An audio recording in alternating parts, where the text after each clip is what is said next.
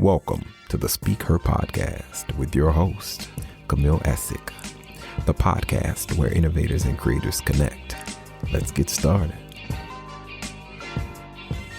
Hey everybody, welcome back. Happy 2025. This is Camille Essick. I am host of the Speaker Podcast. This is the podcast where innovators and creators connect. We have a phenomenal way that we're starting the new season of the podcast, and I am beyond excited. Excited is an understatement. What I need you all to do right now, I need you all to lean on the share button. I need you to like, comment, share, subscribe. If you have not done so, I need you to do that right.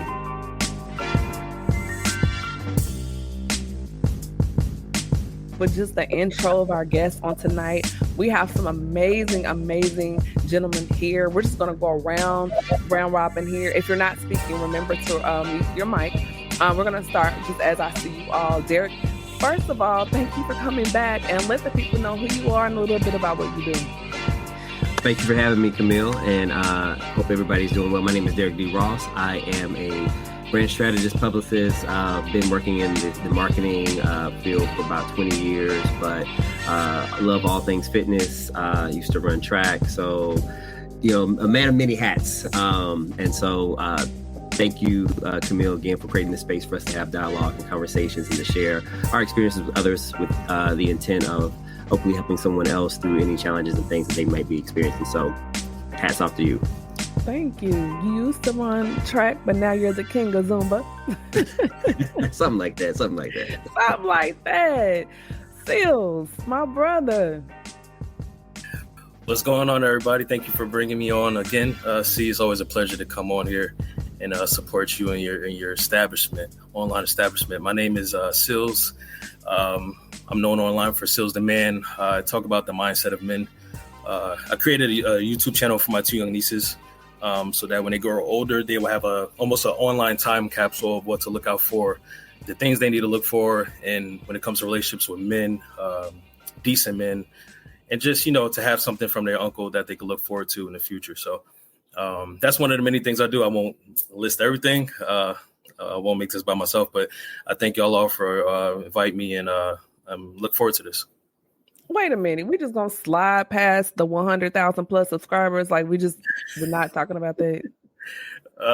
Yeah, I mean, I almost got 200,000. I'll probably cross that this year. Come on, mega church. Yes, I love it. And just to expound on that, I'll be making another channel where I'll be talking about the product mind development and personal development for people who are struggling with that, because I wish I had somebody to tell me these things when I was younger. So that'll be my second venture this year. So yeah, I'm humbly thankful. Appreciate you. When you launch it, if you want to collab or need a guest, I'm here. Let me know. All right, JT, let the people know who you are and what you do. What's up, everybody? Excited to be back for round two. My name is JT. I am a brand strategist, marketing strategist, and church consultant. So pray for me. If you know how the church is, you know you need prayer every day, huh?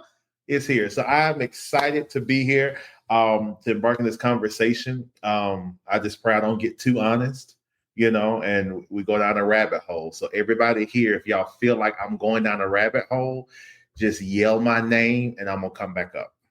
That's it. We like honesty. That's why you're here. We don't mind. Rev, first of all, y'all, little backstory.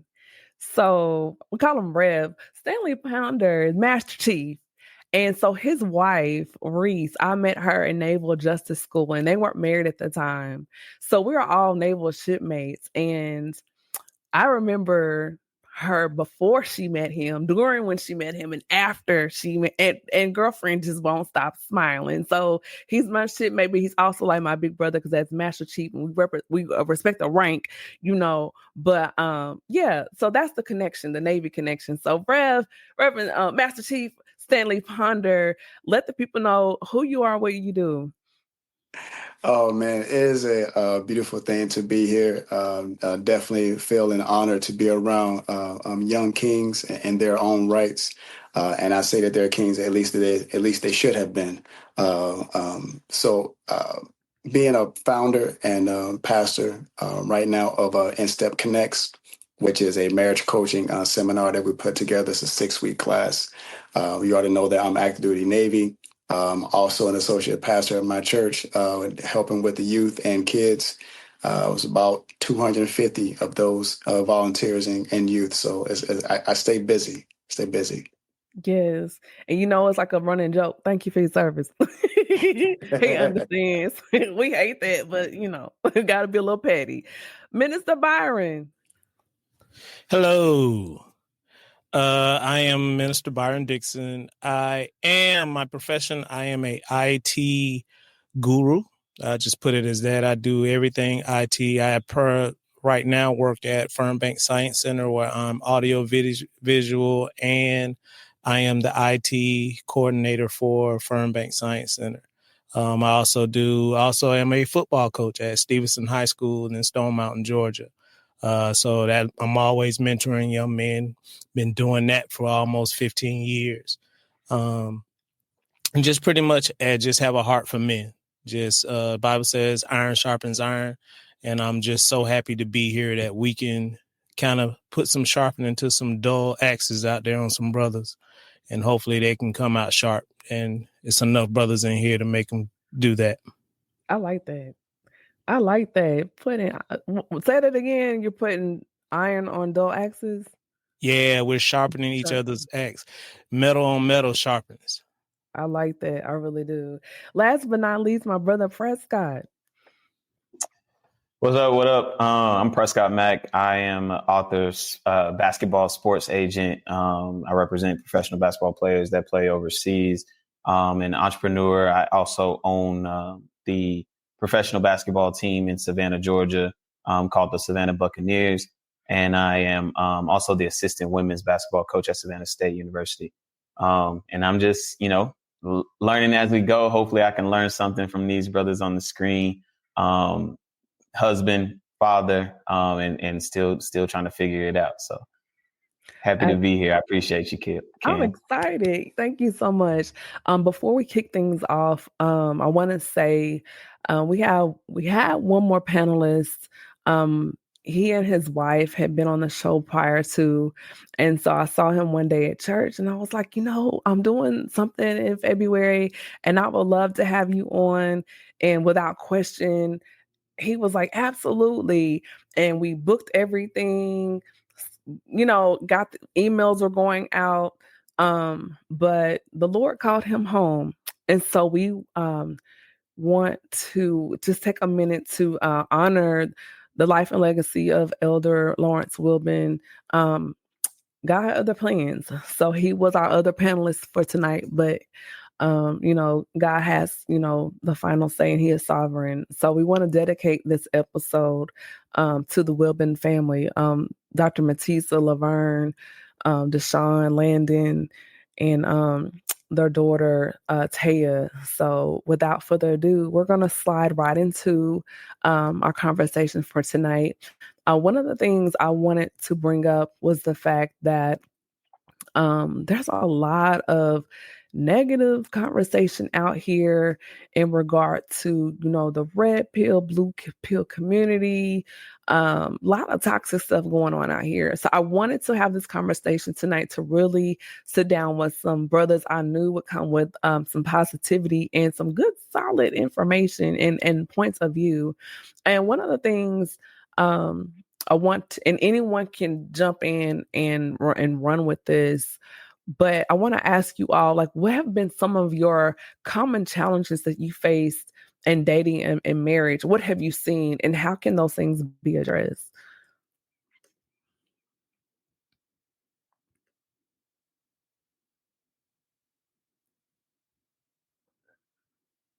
Just be sure to unmute your mic.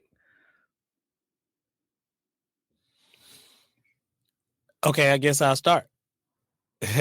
The common challenges I think that most people deal with in marriages is becoming to a place where people feel like they lose their identity because two become one.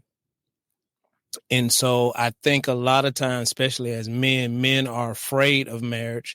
First of all, because what social media and society has put on marriage these days is everybody, what we bring to the table. What, is she going to be supportive of me? Am I going to lose myself? Will I lose my own identity? So I think the challenge is being open to communicate what you need and what you expect, and finding somebody who can mirror that and be there. Now, are you both going to be compatible in everything you do? No, but you got to be able to compromise. I believe my pastor was talking about this the last couple of weeks, being able to be in a place where you can compromise and feel comfortable compromising without losing who you are. So I think the challenge is these days is actually for men feeling like they're going to have some value and not just be a money pot, not just somebody to pay the bills, to be that provider, be that protector, but somebody who can actually, she's your best friend. You can talk to her. You can actually share with her, and she holds you to the end.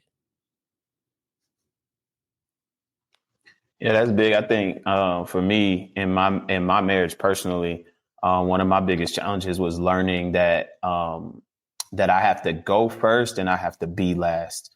And so when there's like two people that have needs, and sometimes those needs depend on each other. So like if she needs if she needs like non-sexual affection to get to please me, right? Just we're grown in here to please me, but I'm saying I need the physical affection in order to give the non-sexual affection. Well, we both have conflicting needs, right? One needs the other, so it's my job to go first. Like I have to give her need first for me to receive what my needs are. So that was a big thing for me. And then I have to go last, I have to be last, meaning when I walk into that house, everyone else in that house comes first. And then it's their job to put me back in the front. So I need to make sure wife, kids, they're all taken care of. Any need that I have when I walk through that door needs to be put to the back burner. And then once I take care of them, it's their job to put me back to the front. Right. So I think I was early in my marriage, I was making the mistake of walking through the door and thinking like, man, I've been working so hard. You should cater to me. You should take care of me. I've been out doing this and that, when in reality, I needed to walk through that door and say, hey, what do you need? And then once all those things are done, then it's my wife and my kids' job to make sure, okay, dad needs, replenishing now. And so I think my biggest challenge and lesson was to learn that I needed to go first and be last. That's good. I like that. Go first and be last. I'm gonna give you credit. Like the first 2 times I'm gonna use that. But after that, it's something that the Holy Spirit gave me. So I believe that when it comes up to marriage, and if I talk about both sexes, people want to be married, but they don't want to be a spouse. Oh. And folks that want to be married is no different than I want to be saved, but I don't want to be a Christian. I want to work at this job, but I don't really want to be the employee. I just want to get the benefits. And I think when you miss yourself within the conjoining of that union, you miss out on some things. A marriage can never fail when 2 people are trying to beat each other at who loves one the most. It'll never fail. It'll also never fail when you understand that to be married and to be joined, you have to first do one thing. You have to be willing to die. And if you're not willing to die, then you can't say that you love that person. And I'm not talking about a physical death. It doesn't always have to be like that. But you want to do something, and she or he wants to do something as well. When was the last time you died to yourself to what they wanted? And if both people are trying to beat the other one at loving each other, you're in competition with the Holy Spirit. Now you're in competition with God Almighty. Because now you're saying, okay, I think I can love them better than you can. And I'm going to do the best that I can to be the first one to do that. When people learn that, now you're learning how to be a spouse. Now you're learning how to be a husband or a wife. And it is my professional assessment that when people who want to be married, when they just want to understand the glitz and the glamour, that is the folks who plan more time in the wedding and not the marriage itself. That's the people that plan more time with the guest list, but not the people who they can call at 2:00 in the morning when they've had a fight. That's the people who have counted someone else's pockets as far as how much money they make, but haven't asked them, but can't count on one hand how many times that they've kneeled down before the throne and prayed for their spouse. So to be able to be married is to be willing to die for one another. And I think we miss that when we go into it, not saying I'm willing to die for you, not as a quid pro quo, but now we're into it as what do you bring to me? And I think we miss that. I like that. Rev, I'm gonna take what you said and remix it on the dating side. So I think for me and the challenges that come up with dating is I want to date, but do I want to be in a relationship? Because if you're dating with intention, then eventually that road is to head into relationship, partnership, and eventually to, marriage and building a family, a life together. And so I think nowadays people are excited about the dating aspect that, that first, 90 days, all the elements. And then when things settle, it's like, okay, well, are you ready to communicate? Are you ready to, have the difficult conversations? Are you ready to share a safe space? Are you ready to go to therapy together? Right? Are you ready to deal with some of those things that may show up? And in my journey in dating, it was a lot of things that I had, I envisioned what I wanted, but then I had to also then reconcile that with reality. And so a lot of times we're not ready to really reconcile with reality what it really takes to date and then eventually build into something bigger that then feeds into what, you all have been sharing about, the space of marriage, right? It starts there, but you have to continue that work. And so people are lazy. People nowadays are lazy and they don't want to put in the work for what they say they want. Because when they get in it, then it's oh, shoot, I ain't signed up for all this. But yes, you did. If you said this is what you wanted, this is what you're signing up for. If you sign up, if you get a puppy, I got a puppy, he's 3 years old now, but I was signing up for the cute dog and all the other stuff, but I was also signing up for potty training and cleaning up, S on the floor and all this other stuff that comes with it and vet bills. But it's like all that comes with it, but you have to be ready and understand that the rewards are going to outweigh the work if you stay in it. So, JT? This is good. I'm literally listening. What's being said. Only thing I probably would add is being intentional and being patient. I think because society and even myself, I love the new updates. I love Chat GPT. I haven't hired one of my assistants back because Chat GPT has, it's done some wonderful things. And I have to catch myself when I become impatient because I know one of the fruits of the spirit is patience for me to be able to wait. And being in a society where things come quickly, I think while certain elements of technology, certain presentations are quick, there are certain moments of our life that should never be rushed. And I do believe that when it comes to dating to marry or dating to get to know, take time, not setting a time frame like, okay, we done talked every day for the last 2 weeks. Okay, this is good. All right, now this is the third week. Now it's time for me to step it. No, let's move with this thing because one of my former pastors said you should date in all seasons. Because if you're in Atlanta, dating someone in the wintertime and dating someone in the summertime, it's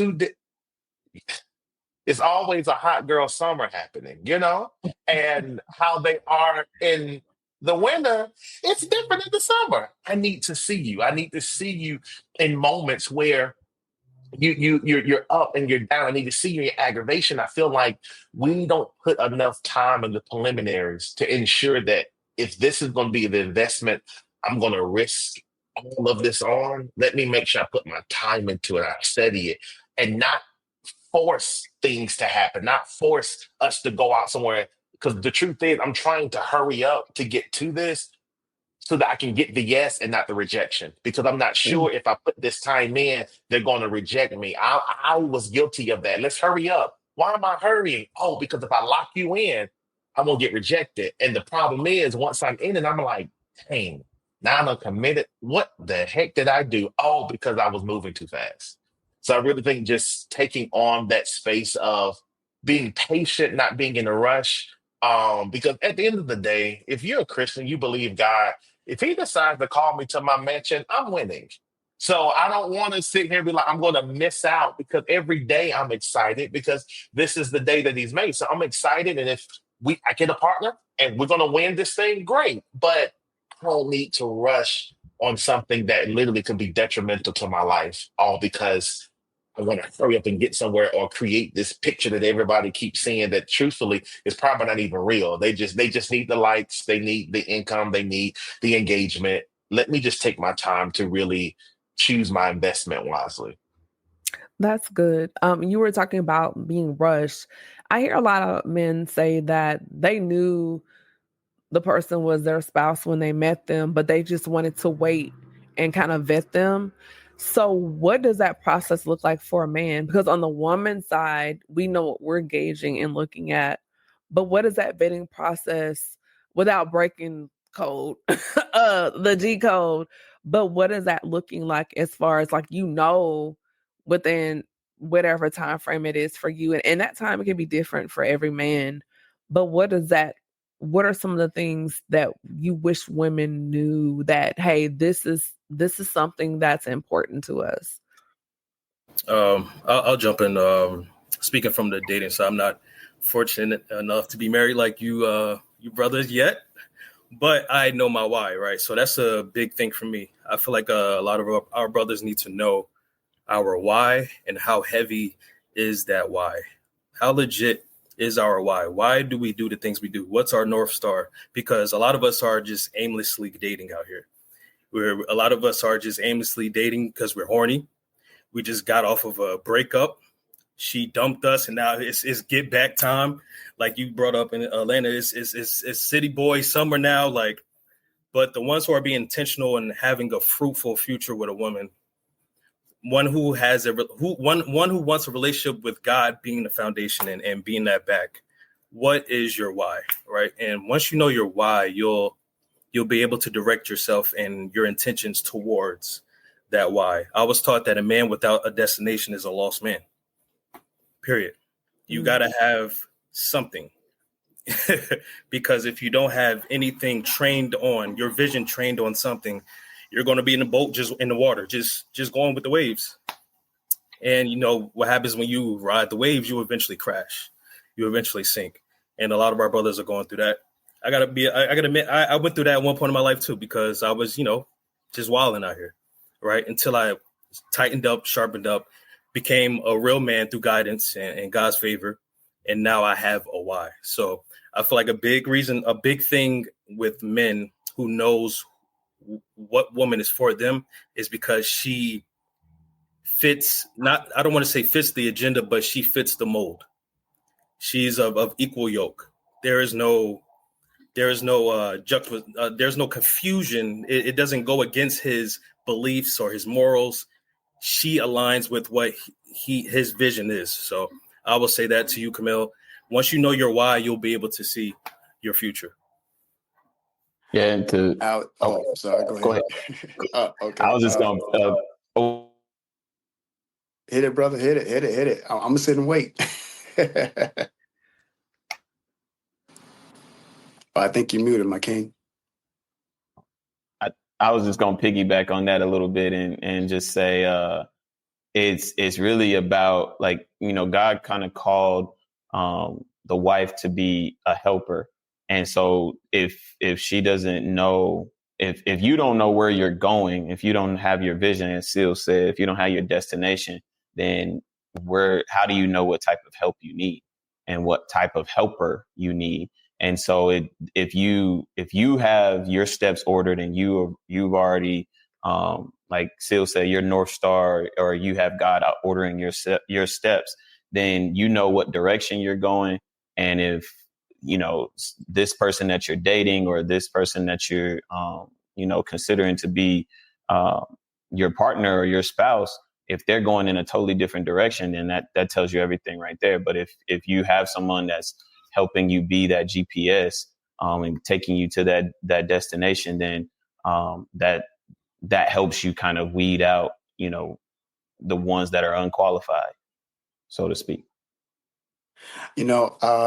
I was going to say that I don't know about you all, but when I first got a nice phone, it was an iPhone, and the case was so nice. I was confused as even if I should keep the case or not, because it was like you had a wrapping right here, and then it was how it was wrapped around. You had to pull this hard shell off, and then everything was clean on the inside. It was so clean, even though it was my phone. I wanted to wipe my hands off and get the grease and everything off my hands and pick it up all nice. And the cord was wrapped in a particular way. I mean, everything was how it was wrapped and packaged made me care for the phone in such a way that it had value, even though that the price was not more than what someone else would buy. It wasn't that it was very expensive, but the wrapping gave value to me versus if I went to Walmart and I got the track phone, that thing is right there on the shelf. It's not in the back room. It's right there on the little hanger thing. You just take that thing off. You get a little couple of scissors and rip that thing off. Track phone, boom, there it is. You got it. So the wrapping of a woman is the thing that makes me choose her. When I saw my queen, how she was wrapped in the word, how she moved in the spirit. It had nothing to do with her previous life, her going to be life, or her current life. It had everything to do with the wrapping, and the wrapping made me care for her in such a way. I don't even want to touch it. But first, let me clean my hands because I don't want to get her dirty. And then when I open up the casing, I'm like, oh man, I just want to keep the case. Even though we've been married in my eyes all of our life, the casing itself is such a thing that I want to keep that with me just in case if I wanted to put my phone in a protected area. And for me, the reason why faith is such a big deal, because it tells me that the person has a line drawn. You can have a different faith. It doesn't matter what your faith is. Let's just go down that street. It has really I do not care about what your faith is.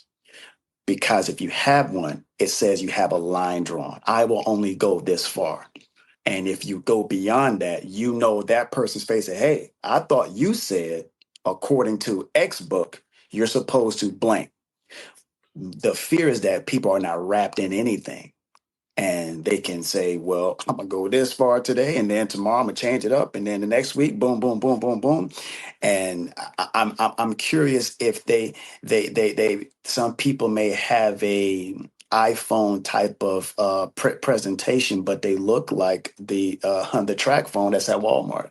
And I think they have to, how you think has to match how you're wrapped. And an iPhone doesn't know what's an iPhone until someone puts it in the box. So I think that the wrapping says everything. Minister Byron? Yeah, I love what Rev said. I want to piggyback on one thing he said earlier in his message, something my former pastor used to say all the time. A lot of times people think relationships are 50-50. Relationships are 100-100. If we're both trying to give 100%, nobody goes lacking.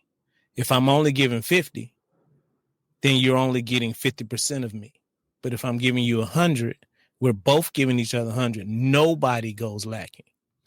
So with that being said, I think the misconception that most women don't see when it comes to when we really are in a place, when we really are locked in, first of all, we know who we are.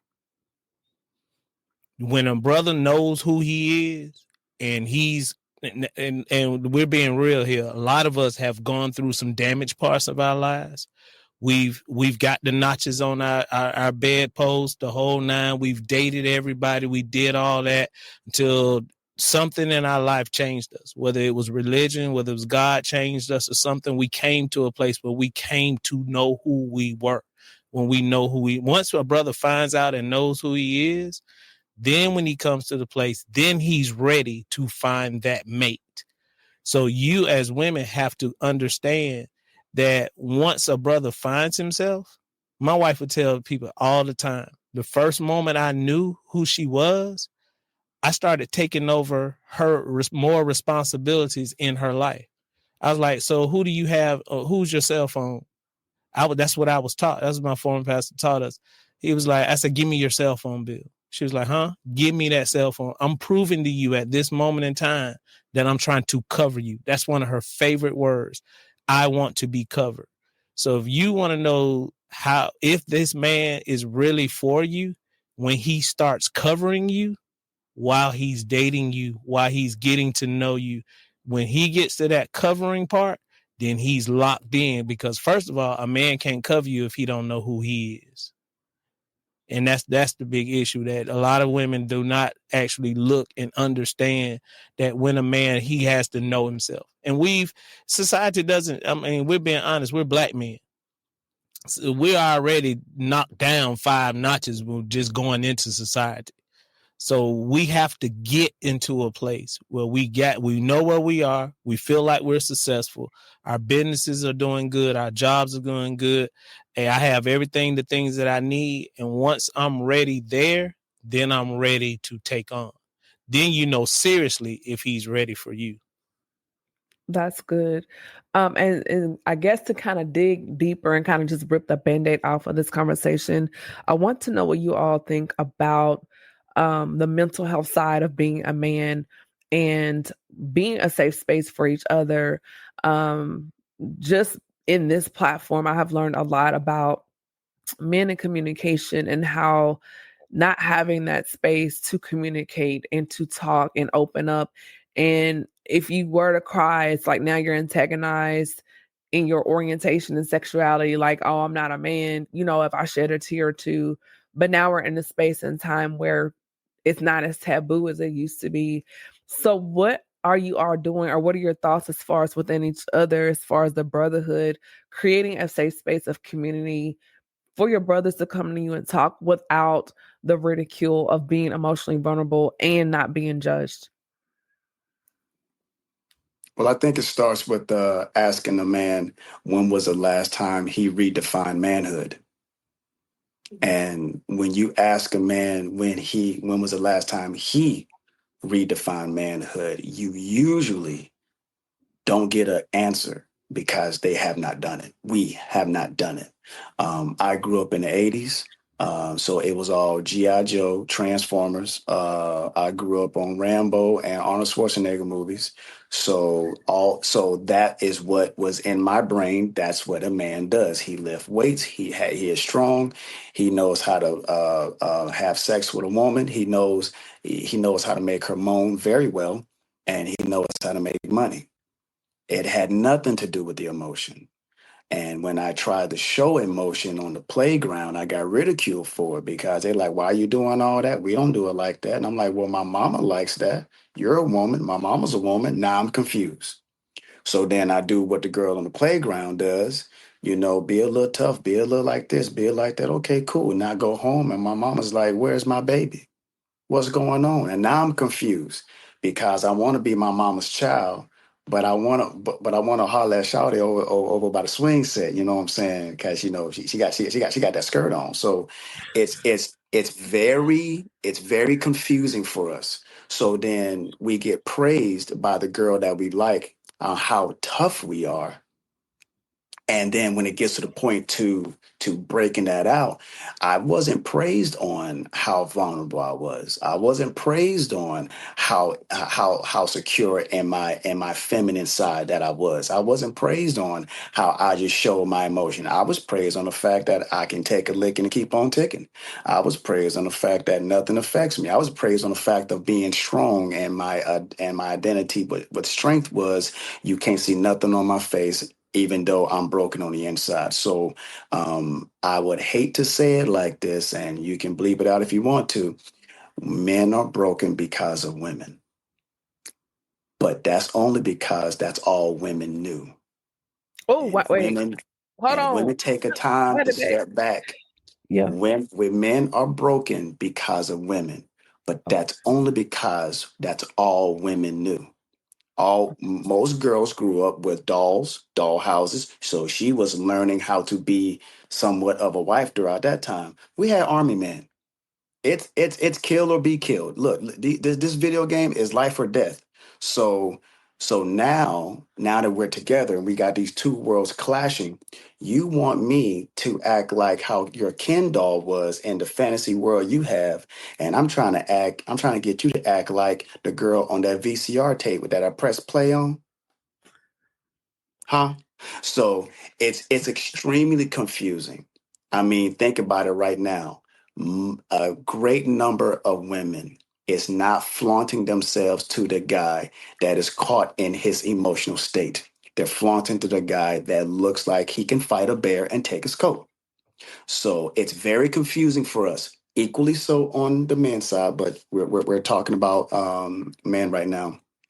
So that's what it is. And I think we just need to hit the reset button and come and say, okay, how do you define manhood? And it is, you have the autonomy to redefine it now that you are of man age. And I think we find safety in that woman's arms that allows us to just let me redefine it. Today, I just want to say I don't feel like it. Today, I want to say I want to quit and not be held against it. Today, I just want to say, man, can somebody just take care of me? Can I be the pampered prince today? Can somebody just drive me around? That's what we want to say.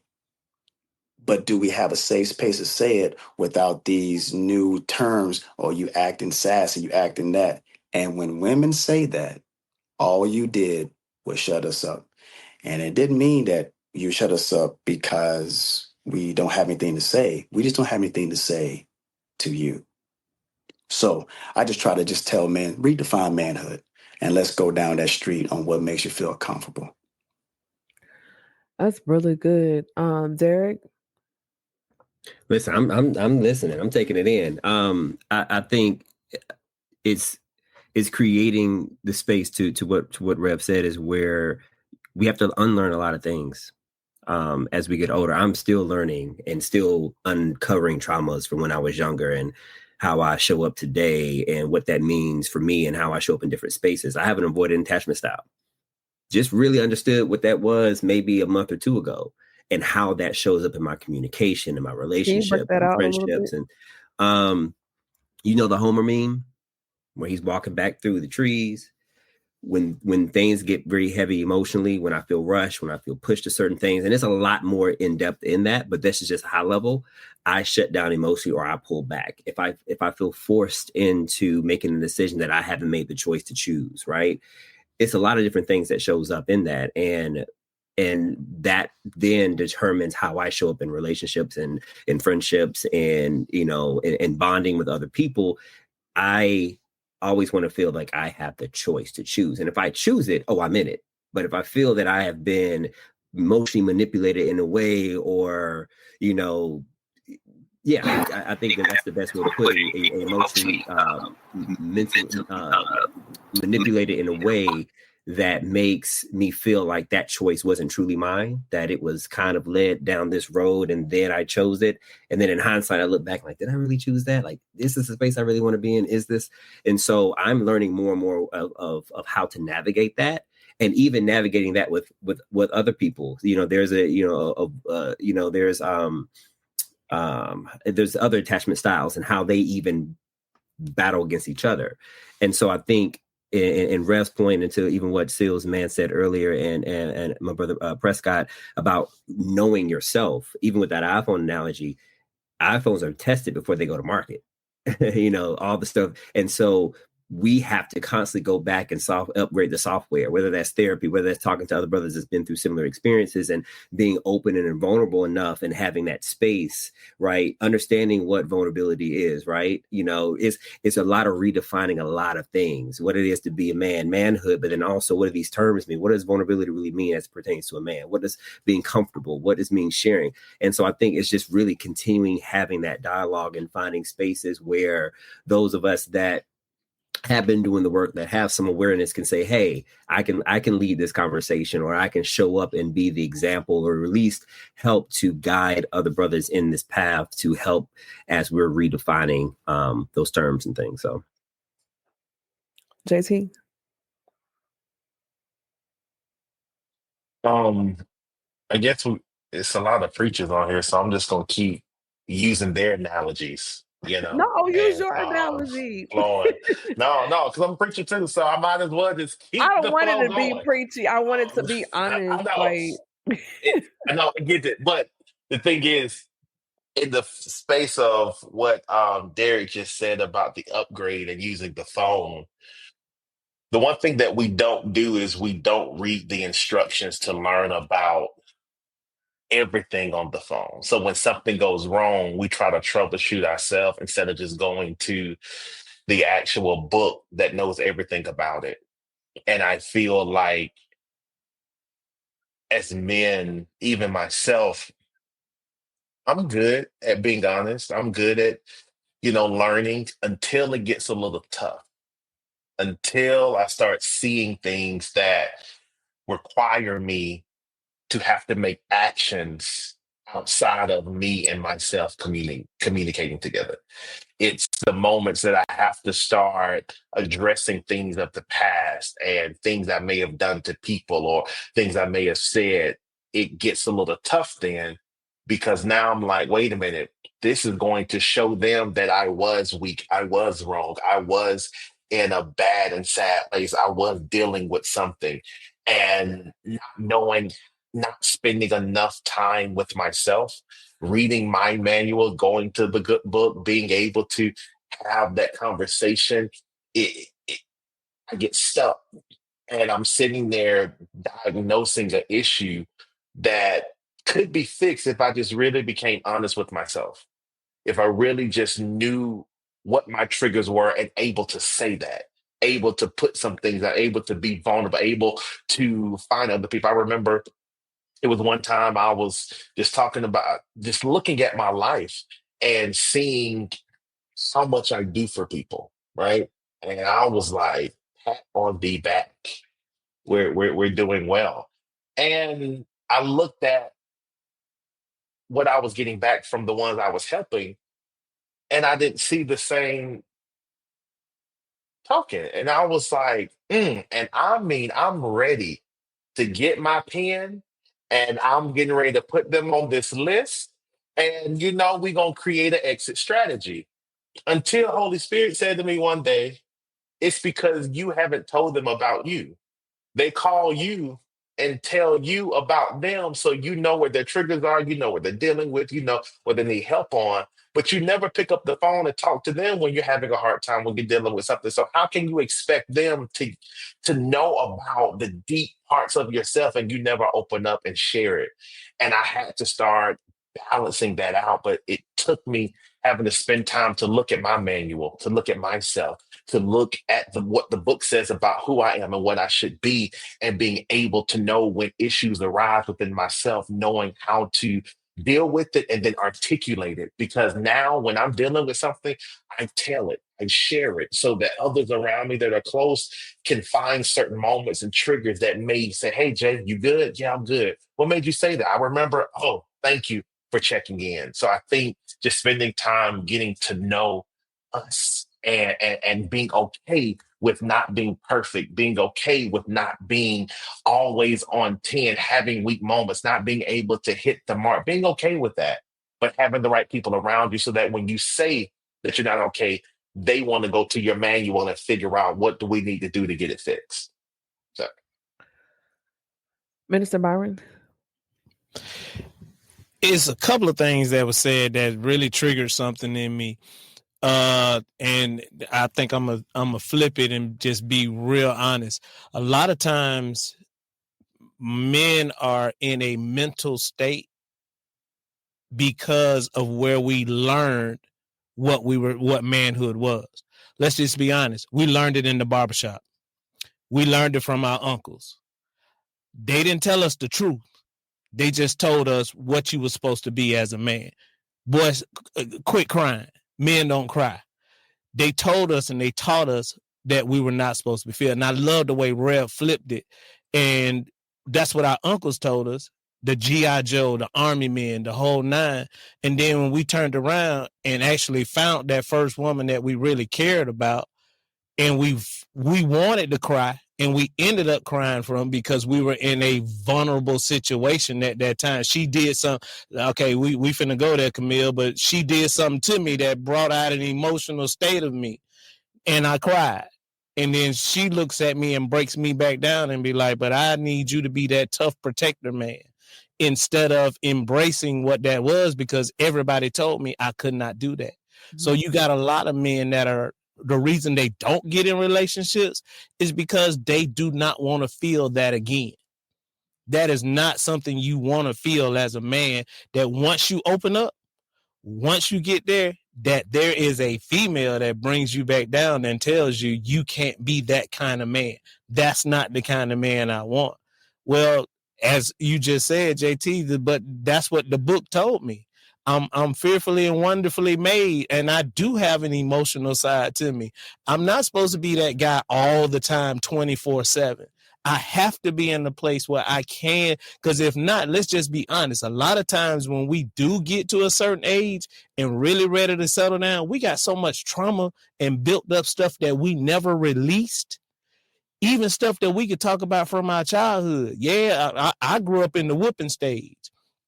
It's still some stuff. I'm like, well, why in the world did my mom and dad whoop me like that? Why did I have to go through that? And then I'm really going back and forth. Well, do I want to take that on my own kids? Because that's the only way I knew how to raise. So, hey, do I do the same thing? And now, if you lived around a lot of toxic relationships growing up, you was like, hey, you saw your uncles. Hey, I saw him get rough with Auntie a couple of times. Is that how my relationship's supposed to be? I ain't never see Uncle cry. I think what we actually saw, what we actually dealt with as men, we never found the safe place that somebody really defined what a true man is, that we can be vulnerable. I love the way Reverend said it, is that some days I do want to come home and just be like, hey, can I be the pampered prince today? Can you just take care of me today? Because you don't know, let's just be real. In the time we live in now, hey, I might have just got stopped by the cop. Do you realize on the way home, he pulled me over and I just had such anxiety of, was this my last day as a black man? Or I just went to the mall and was looking for a gift for you, honey, and I got walked around the whole store because they thought this black man couldn't afford nothing in this store. So we dealing with so much racist stuff going on and so much emotional stuff that we can't let out. So you want to be with someone that you can be comfortable with, that you want to be in a place. You got to have that prayer partner brother. You got to have that brother that you can talk to, that one guy. If it ain't just with one guy, sometimes it might not be your spouse. It might not be that female, but you got to have one brother be like, hey, man, hold me up today. Because, man, today was rough. Today was just something I couldn't deal with. And I can't put it on social media because now I'm going to be labeled. So, but that's what we use social media. Now, social media has become our post now. And men have come to that to say, I just put it all out on social media. You read the comments, you be like, man, he just got bashed by 50 women just because he said he had a rough day. So I think coming into that place, men actually need a safe place too. We have to have a safe place to let all that out. Marvin? Yes. Also, or go ahead, Sis. Oh, I'm sorry. I also want to say, Man, I love these points. It's like, this is exactly what we need. Like brothers talking to brothers, because we're so closed off with each other a lot of times. I also want to say it starts with us individually as men. I noticed that I'm also a youth counselor in the winter and the summer for teenagers. And one thing that I noticed with them is that there's a perpetual cycle of brokenness. And then when you ask these kids what it is to be broke, they think, oh, it's about not having money, right? And so the thing with a lot of us is that in order to cure that problem, we try to acquire things, and we try to acquire a lot of things as men. That means a lot of women. So now we out here just juggling women, big pimping, right? Now we're trying to acquire a lot of money. So we use all types of avenues, illegal and legal, to get all this type of money. Now we're acquiring possessions. Rev, you brought up something like you said you were raised on soldiers, right? MASH and Rambo, right? I know these things. My grandfather used to watch it every day. But and now you have brothers out here acquiring weapons, acquiring bullets, but we are not acquiring the ammunition for life. And that is what I see what's missing in these young men these days. They are not acquiring what it takes to be great up here. The things the intangibles, the things you can't touch, buy, return, sell, those are the things our brothers are missing out on nowadays. They think being broke is not having money, but being broke is in here. It's spiritual, it's emotional, it's emotional maturity. How you expect to have a woman if you can't even hold something that's good for you? It always falls apart because you're broke here. When you're broke inside, everything around you is going to break too. So I find that in a lot of our men today, and I was once that man, so I feel like one of the biggest problems, which is a root to all the things we talked about today, is being broke on the inside. Because there's a saying, when you break a mirror, even when you put those pieces back together, you can still see those cracks. Well, I would rather be that glued together and you can see my testimony through those cracks. But a lot of us don't want to put the pieces together. We accept our fate. We accept us being broken, shattered glass on the ground, and we remain broke. So I think that's my message for this year and on for a lot of our young men, is to realize where you are in your life, realize the things you need to work on, realize the reason for your prayers. The thing that's on your mind when you wake up every day, that might be the reason why you are in this broken state, and you need to work on that. You need to approach that. You need to face that. You need to fight that. And once we get over that, then we'll be on the road to fruition. But until that, a lot of us will remain broke, and we will create broken generations through our children and our grandchildren. And we're going to continue to talk about these things we're talking about today, So that's one of the biggest things I think we have to nail on when it comes to our young generation of men. Marvin, thank you for joining us, Marvin. I'm so sorry, fellas. How y'all doing?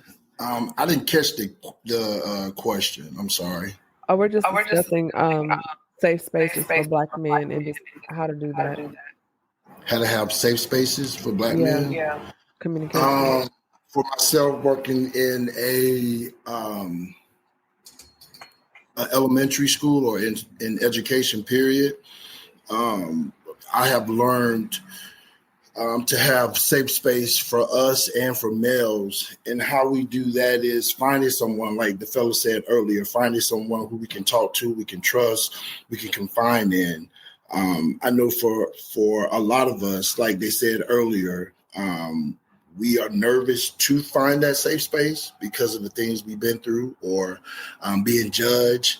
I think we have to really realize that we do have males in our community that really wants to help us succeed.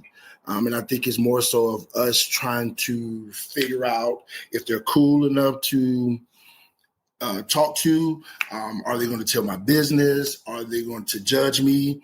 You have all those things in your head that you think about. And like the fellow said earlier, even with the women, we try to have that safe space with them. But sometimes they look at us, differently, like they said earlier, as far as you're a provider. You don't supposed to cry. You don't supposed to have emotions. And then we wonder why things don't happen the way they happen because of us being hurt or us being fragile as far as wanting to confine in somebody, if that makes sense. That's good. One of the things I want to ask you all, I think somebody's not muted. Okay. One of the things I want to ask, if you're not speaking, please mute your mic because I'm getting some feedback. One of the things I want to ask you all, as far as where we are in society, I don't think women understand the amount of stress and pressure you go through, whether if you're a man in ministry, you're entrepreneur, maybe both, 9 to 5, both. Just what does that really look like? Illustrating how that feels and just the necessity of having that emotional, mental, spiritual support, because I think a lot of men wear it, but sometimes if the woman or whomever you're with is not in tune with you, they can miss a lot of red flags. And then there's an event and then everybody's like, oh my God, like it's such a surprise. I didn't know. But if you go back and really read some of the lines of that chapter, that story, you can see where it really, the break happened. So can you guys kind of tap in for the listeners and viewers, just explaining and letting people know that the stress and pressure is real. I think one of y'all just tapped on it earlier. And then just how we can show up and support you more in those areas. I think the first thing. Oh, I'm sorry. Go ahead. You got it. Sorry. No, it's okay. Thank you. Appreciate it. I think the first thing, so when it comes up to the stress is extremely real. I had a suicidal break, 2023, and I spent that whole year thinking that if I wanted to be suicidal or homicidal. In many cases, it was both, and going back and forth with that space. And I let the queen know, hey, this is what I'm dealing with. And she heard what I said, and then she went right into what she was needing from me. And then I stopped and I looked at her and I said, I don't think you understand what I just told you. That the stress of running this family, 6 kids, 3 boys, 3 girls, a bad wife. Running a career, holding up a ministry, so being the emotional support from a mom, and all the issues I'm dealing with when it comes up to race now culture, when it came up to still the effects from 2020, when it comes, I've brought up all those things, and I say, and you're asking me for help right now. Do you not see? So when I got through all that, I had to just leave the room, and she came down, and she was broken. And she said, I had no idea you was going through that. And I said, and I'm thinking to myself, but I told you. And I don't think sometimes it registers. And this is because of how we're raised. And let me just, I'm gonna try to say this as briefly as I can. When you're daddy's girl, daddy takes care of everything. So now that girl wants a man like her daddy, and you're supposed to. When mama's around, my baby ain't gotta do nothing. I'm gonna make my baby's plate. I'm gonna make sure his clothes is done. Boom, boom, boom, boom. So when he grows up, he wants a woman like his mama. Both of those are fine. Both of those are fine until there's an emotional disconnect, and then there's a need that doesn't match how you grew up. And now there's a confusion. And when that confusion happens, there becomes chaos, because now you're displaying something I'm not used to. My dad never dealt with that. Well, something must be wrong with you. Why you can't listen to me? I can always go talk to my mama. Well, you're a mama's boy. Well, I didn't marry no daddy's girl. So now we're fighting each other, thinking that each other is the problem, not understanding that the problem is the problem. And if the problem is the problem, then we need to step back and say, okay, what is it that we're really dealing with? So to answer your question as briefly as I can, when it comes up to those mental stresses, is extremely hard. There is not a man on this line right now that doesn't see a woman working at Walmart and saying, man, I have enough money right now to take that woman working at Walmart, get her a house, get her the clothes that she wants to, get the car, take care of the kids, work for this company for 30 years and be able to retire with a pension. That woman went around and saying, girl, I found somebody who can take care of me. That is the extent of it. That's it. None of that deals with, I found somebody who I can lay my head on. I found somebody, this man right here, I can take that emotional stress away from him. Those things are not highlighted. They're not spoken about. It's usually what you have in your wallet or how short your dress is. So those spaces are difficult. And every man on here, I know that we can all relate. You don't want to be the one that your wife is financially taken care of because there's a piece away from you. You don't want to be the one that is crying because you're still dealing with the time that cop pulled that gun out on you because now there's a piece from you. That is going to be hard to really come to grips with. And I think it goes hand in hand with the previous conversation. We have to redefine what we think relationships are and manhood is. Grandmama, granddaddy stayed together for a long time, but granddaddy was Rolling Stone. So do we really want to have that relationship? No, we do not. Longevity does not equate to connectivity. So you have longevity, but not connectivity. So I think we just have to redefine it, but it's definitely hard. No one on this line can say that being a Black man in any country for that matter is going to be easy.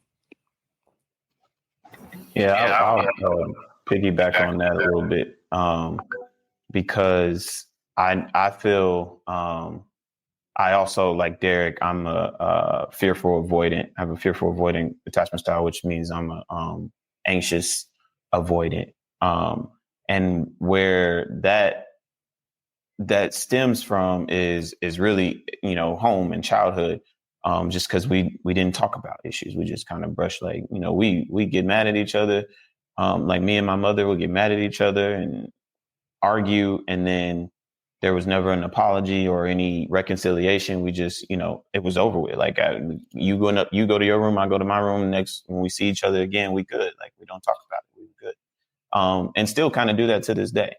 And I learned that my wife has a very healthy attachment style with everybody else except me, because I have a fearful attachment style. So she has her guard up when it comes to me. So I've learned that when I was trying to express myself, she was also avoiding. Like she also had an anxious attachment style towards me, and I would get upset learning that.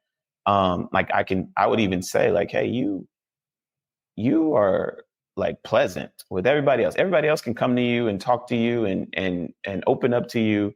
But as soon as I do, you don't hear anything that I'm saying. And so we had to do the work, just like the analogy with the iPhone. I'm not, if you look at previous episodes that I've been on the Speaker podcast, I'm not the same man that I was before. Right. So I have to also take these times to learn. At each update, I got to relearn myself, and I got to relearn my needs, and I got to relearn how to communicate. But also I have to do that with her, and she has to do that with me in order for us to be able to continue to communicate and not be toxic for each other. The other part is learning how to be vulnerable really stems from just me personally. And this is no knock to my father. My parents divorced when I was really young, and I know my father. My father loves me. I have a good relationship with my father, but he wasn't around all the time. And I didn't have like a good, clear, healthy view of a father, which is what God is supposed to be to us. And I think the problem with men is we don't understand that, hey, God is really trying to be our daddy. Like, and when I think about my son, like I can hug, kiss, love, and nurture my son as his dad.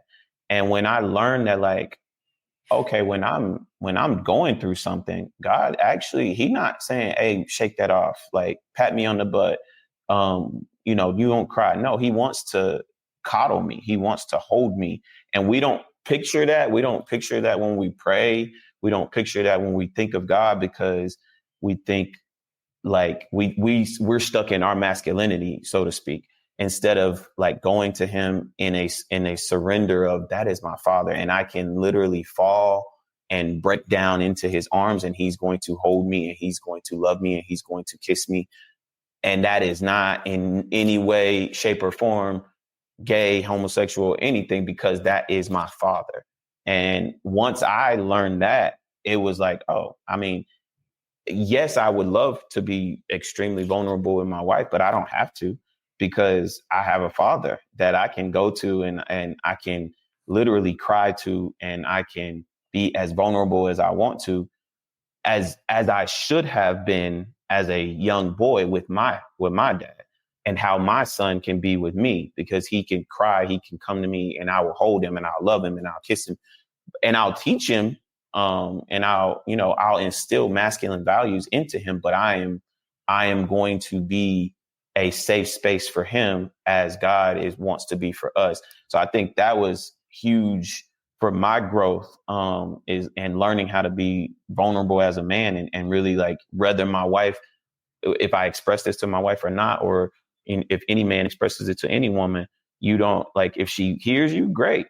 But if she doesn't, like, you can get it out in confidence, because you know you went with the authority of God, and you've already been reassured and validated by him. So I don't need to be validated by you, because I know my feelings are validated. Minister Byron. Man, that was good. That was good. You said some good stuff right there, because I think a lot of times we do mistake, especially the nurturing part of being a man, because sometimes we don't know how to be nurtured because we've never been nurtured. Only person nurtured us was mom. That's why dad took you to football practice. Dad took you everywhere. Dad took you all this. And you get on national TV and score your first touchdown. You say, what? Hi, mom. Why not say hi, dad? Dad the one did it, because dad was never nurturing. So I love the fact that what he said about God being that nurturing person for us, God being in that state for us. And I think a lot of times as men, we got to get into a place where, first of all, we do go back to the Father to be. That's one of the key things that I love, especially when I'm doing men's ministries. If you ever go to Genesis and you're ever reading what happened in the garden before woman was ever created, we had what we call cool of the evening moments. That was when man named all the animals. That's what God told him to do. So how did he have the intellect to name all the animals? Is because he got his instructions the night before. In the cool of the evening, he met with God. Problem is, we've never been taught to have our cool of the evening moments. Men, we have a straight connection to the Father to get our instructions for that day, how to love our children, how to love our spouse, what to do on this job, what to do that. When we can go to the Father on a daily basis on that one, that was just a good, honest moment we had with God, to be able to be vulnerable and for him to say, son, I hear you. I know what you're going. It was rough. You saw that long neck animal and you just couldn't come up with a name for him. We're going to call him Giraffe. It's okay. You got this tomorrow. So name him Giraffe tomorrow. Thank you, Father. And when you wake up in the morning, you just went on your daily known to start naming all the animals. We lost that connection where we had those cool of the evening moments. And I think every man has to get to that place. I love the way Prescott put that. You got to get back to a place where you got a connection with God, where you got a connection with the Father so you can be in a vulnerable state. Because let's just be real. You're not going to get it from your spouse all the time. Rev said that earlier. You're not going to get it from another mate all the time. So I think strong, we're putting something out there in the world that the world don't want to hear. That men can, first of all, be vulnerable, that we can be in a place where we need to be nurtured and that we can be nurturing. Because a lot of times the same thing we did, it's learned behavior. That's how we were raised. So that's how we raise our boys. Hey, man, suck that up. No, you might not want to suck that up today. You got the right to be there. And I love the way Prescott said, I still could teach you masculinity. But I also can show you that you do have a soft side. And I can show you what to do. Hey, son, let's pray together. Let me show you how to get in tune with that nurturing part. Because a lot of times you can get messed up with mama. Mama gonna cover you. That's what mama gonna do. But God's gonna protect you. So you can go back into this world and deal with what we deal with. But people don't want to realize that it ain't easy being a black man in America or in any part of this. Rev said in any part of this world. It's not easy. It's stressful. With that whole Black Lives Matters, if that didn't teach every black man, I believe every black man got into a moment of vulnerability at that moment in time when we saw that brother holler out for his mama. Every brother had that moment where they were saying, I've been there.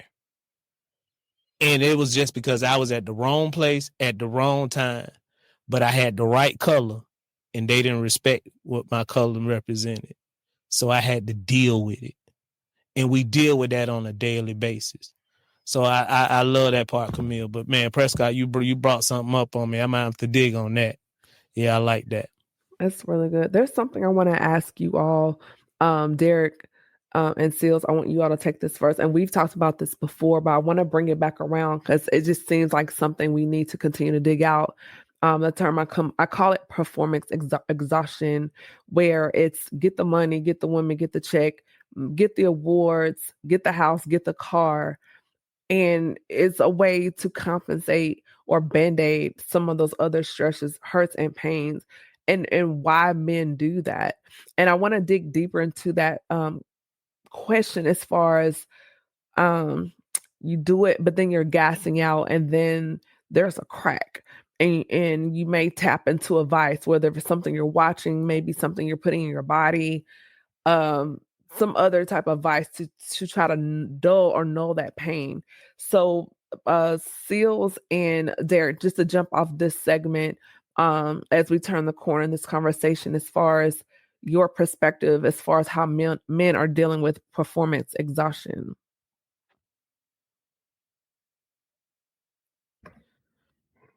Yeah, that's a heavy question, Camille. It takes me back to one of the reasons why I've always been so driven. I was molested when I was younger. And so for me, the mindset was, okay, well, you won't ever be able to say that about me because I'm going to achieve all these other things. Even as a young person, that was my thing. So I, was great in school. Sports, was a homecoming, all this other stuff, did all these things. And that drove me into career. That drove me into always wanting to be, hey, I'm gonna have all these accolades, but never wanting to deal with or have that conversation around that label. You could label me as everything else, but you won't be labeling me that. And that was just a coping mechanism, a survival mechanism. So to speak. And it wasn't until I got older where I was like, well, that was the driver, but that wasn't necessarily a healthy driver for me. And so as I got older and, I've had the conversations, I've shared, I've told my mom about it. I told my dad that I grew up with, not my biological dad, but my dad that I grew up with. And their response was like, well, why'd you never share it with us? And I'm like, why, how could I, as a child, what was I supposed to say? How was I supposed to bring that?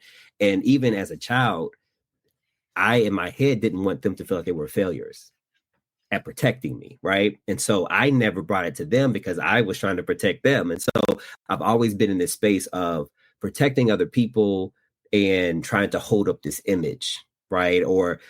And so it wasn't until I got older where I was like, it's okay to share, but just figuring out how to share, getting to a point where I can stand on it and not be impacted by it. But really, and so some of that just came from seeing other brothers tell their stories, other brothers sharing.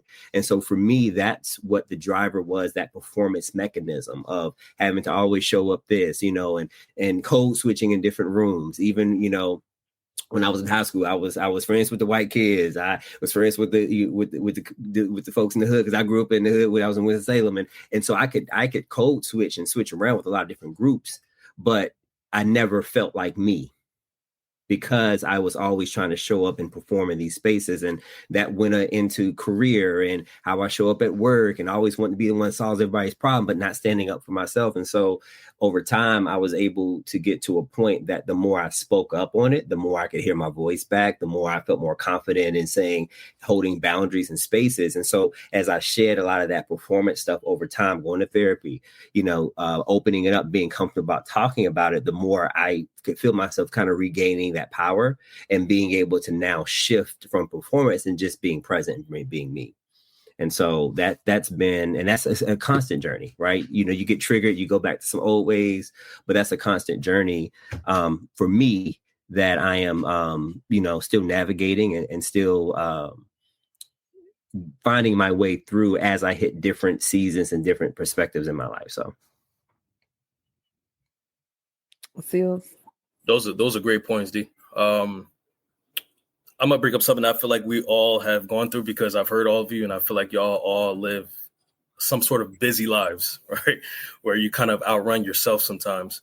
But for me, I would say that a lot of our type of men, we are so busy with ourselves and our lives sometimes that we look for quick fixes instead of quick fixes. You could equate it to Band-Aids, right?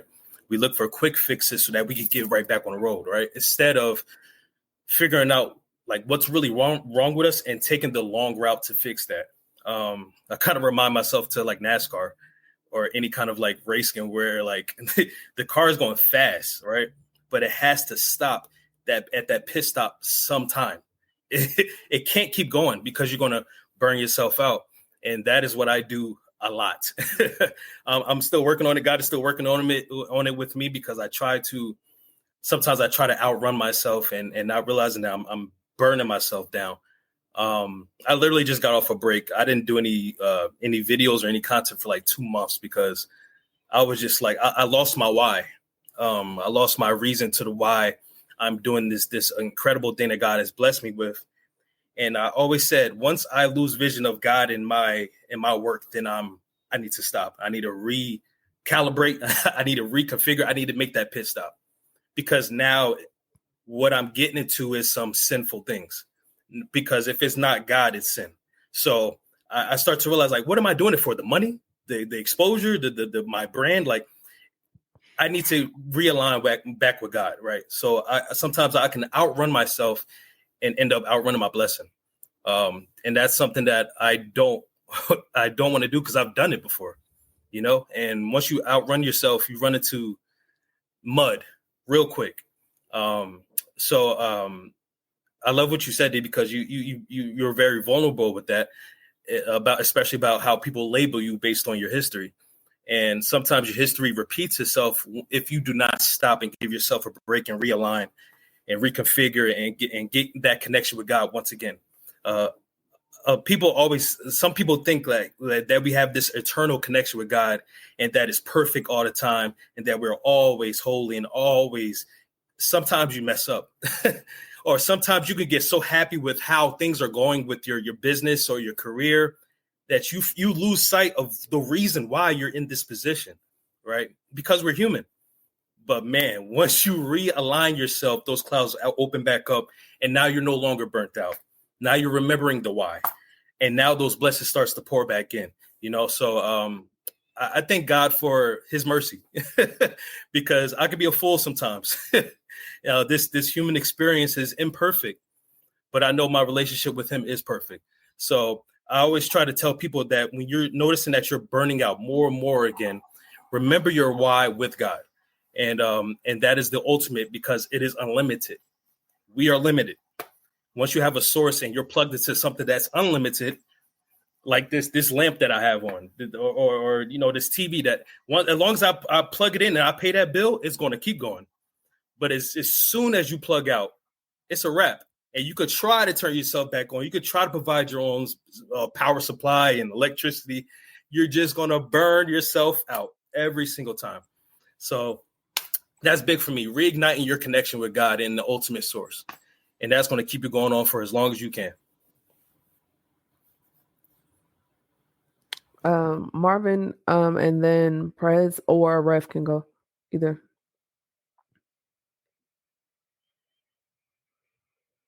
Go ahead, Rev.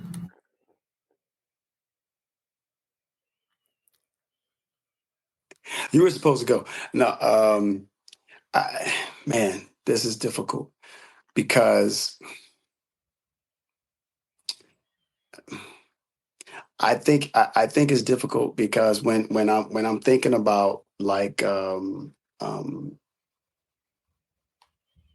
gentleman had already said it in the best way possible, and man, I'm trying to say this in the best way possible. I guess in a short way that you know what. Let me think about it some more because I want to be more succinct. Give me a minute. Okay, Marvin.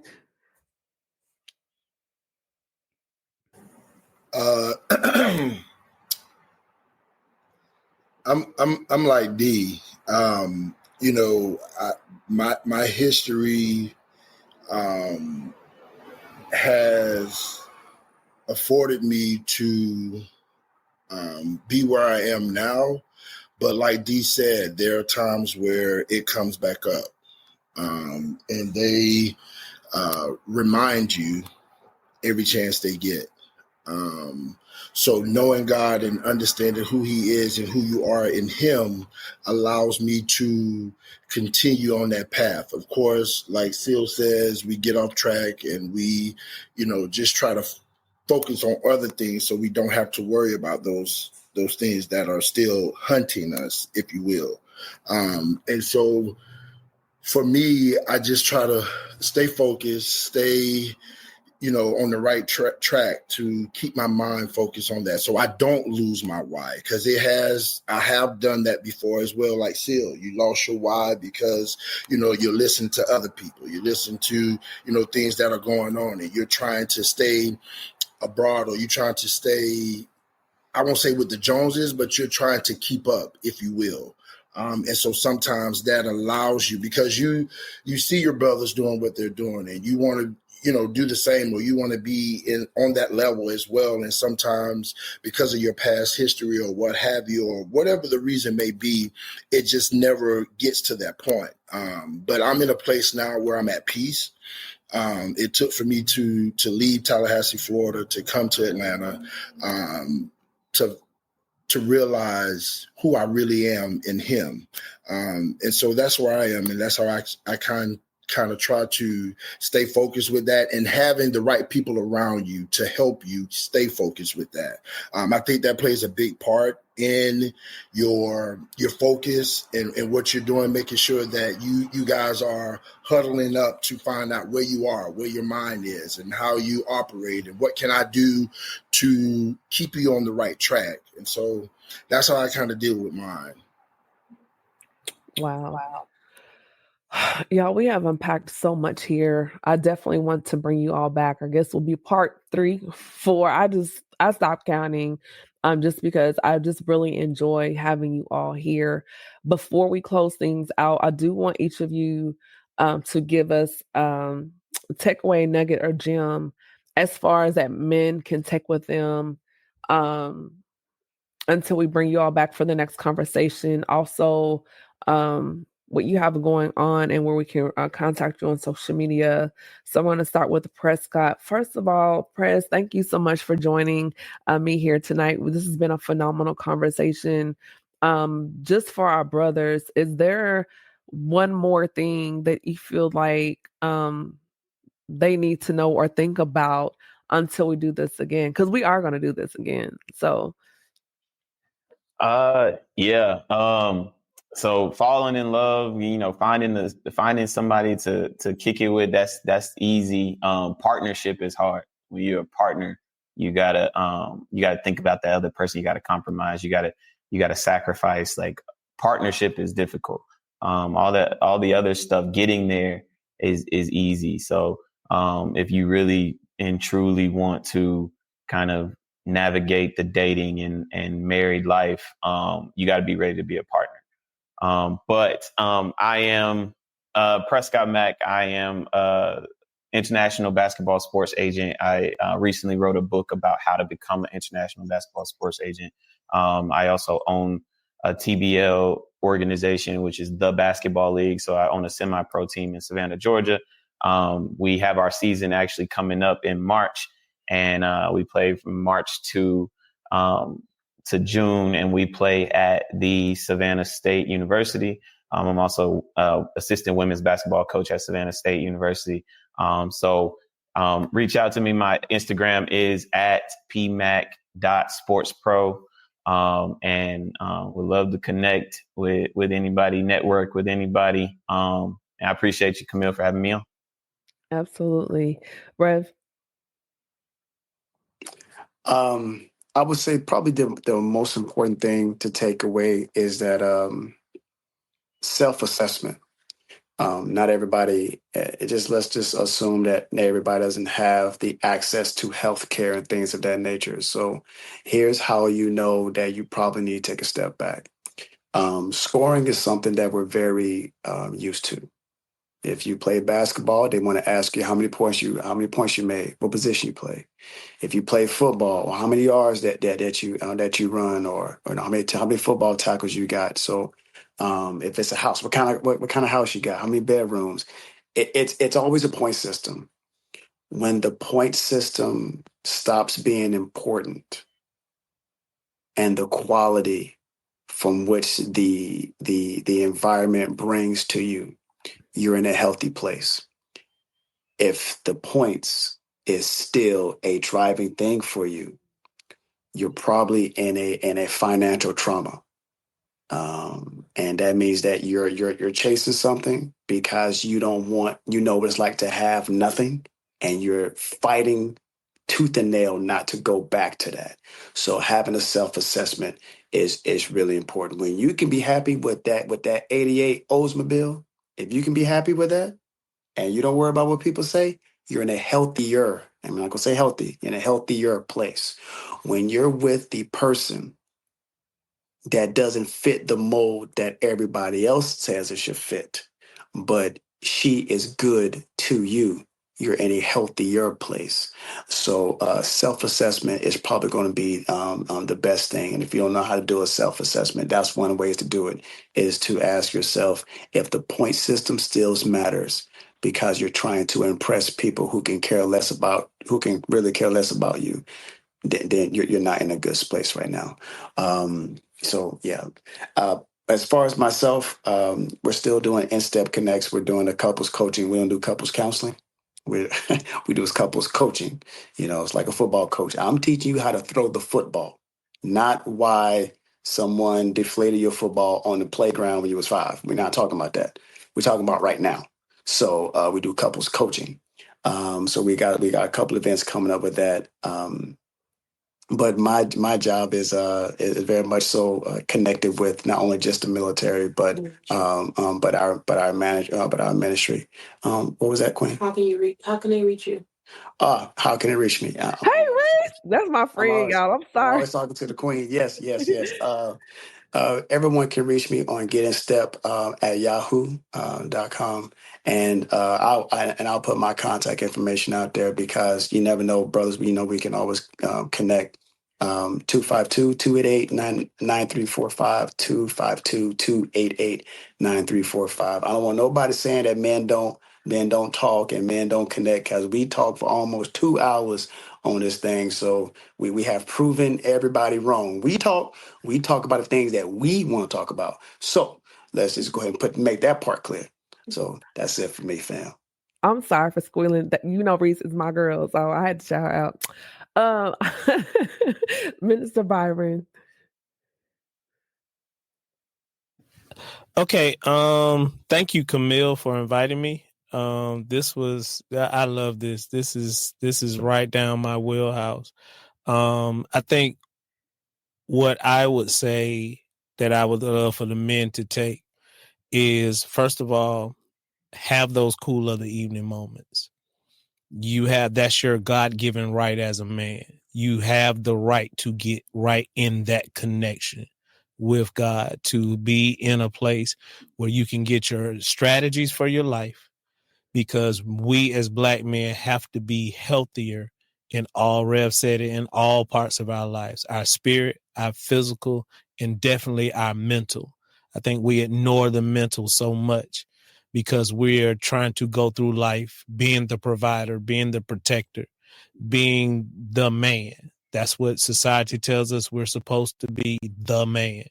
But sometimes the man can be the weak one. And so you have to be in a place where you can find connection. I love, man, Prescott, you blessed me with that.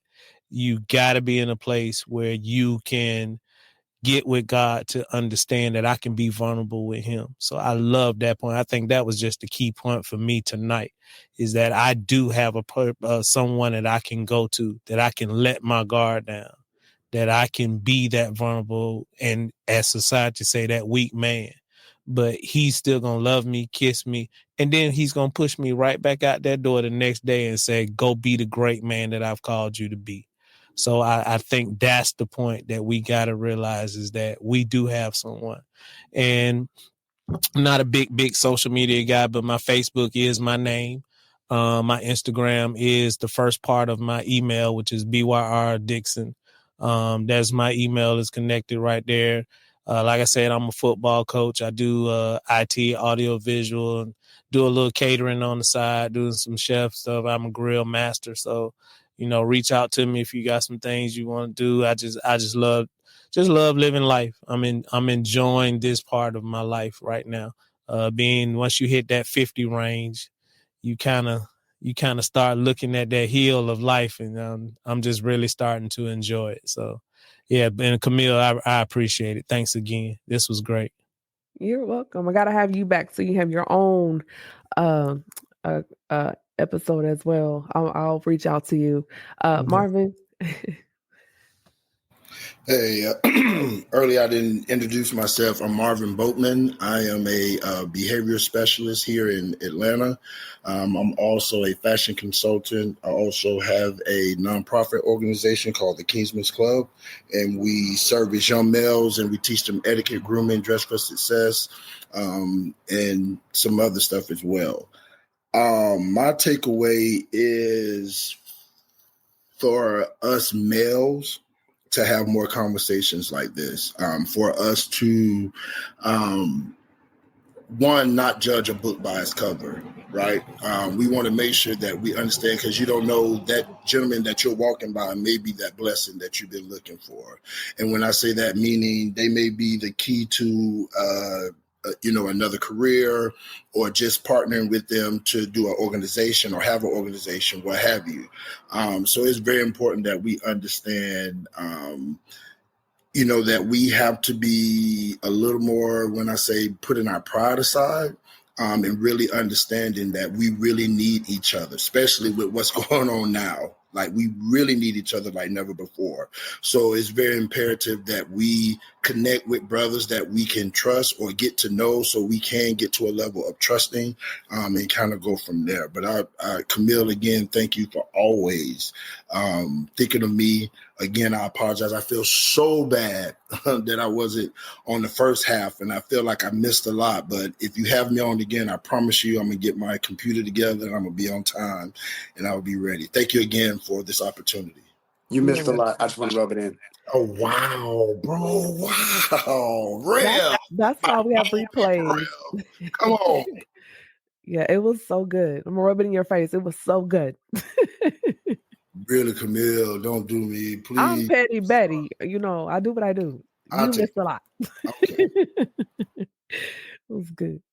Yes, y'all. But first of all, thank you all, gentlemen. I want to bring you back to continue this conversation. I like the chemistry here. It's really good. And you all brought a lot to the table. I appreciate your vulnerability. I appreciate your transparency, your honesty, your wisdom. I'm always thinking about who I want to bring on. I'm very strategic. I think that you all have something to offer. And you all represent something I think that Black men need to see. I'm hoping that those tuning in saw a little bit of themselves in each of you. I cannot wait to see what you all do as you go forth in the community and what you're doing to be leaders and examples to other brothers out here. So as my sweatshirt said, good Black men still exist. I know some, and they're right here. So thank you all so very, very much. Without further ado, y'all tune in next week. And if you have not done so, please go to my website and subscribe. I have a lot of new digital products out there that's available. And I've got something, because y'all know Valentine's Day is next week. So I have something in the works just for my brothers. And I think you all are going to really, really like it. Really, really like it. So that will be coming out. And I'll be announcing that next week for Valentine's Day for the brother in mind. With that being said, y'all, this is Camille Essick. I am host of the Speaker Podcast. This is the podcast where innovators and critics connect. Until the next one, be blessed, be safe out there. And I love you all. Good night. Bye-bye. Thank you for tuning in to another episode of the Speak Her Podcast. Be sure to follow Camille on Instagram at camille.essick, Facebook, the Speak Her Podcast, or www.camilleessick.com.